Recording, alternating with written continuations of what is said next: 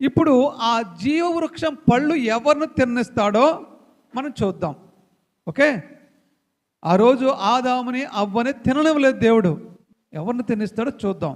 ప్రకటన గ్రంథము 2వ అధ్యాయము 7వ వచనము. చెవి గలవాడు ఆత్మ సంగములతో చెప్పుచున్న మాట వినుగాక. జయించువానికి దేవుని పరదేశులో ఉన్న జీవవృక్ష ఫలములు భుజించిన చాలు. దేవునికి మహిమ కలుగు. ఎవరిని తిన్నిస్తాడంట జీవవృక్ష పళ్ళు? జయించిన వాడిని జీవవృక్షపు పళ్ళు తిననిస్తాను అంటున్నాడు. ఏం జయించాలి? ఏం జయించాలి? ఓకే, నేత్రాస, జీవపుడంబము, శరీరాస.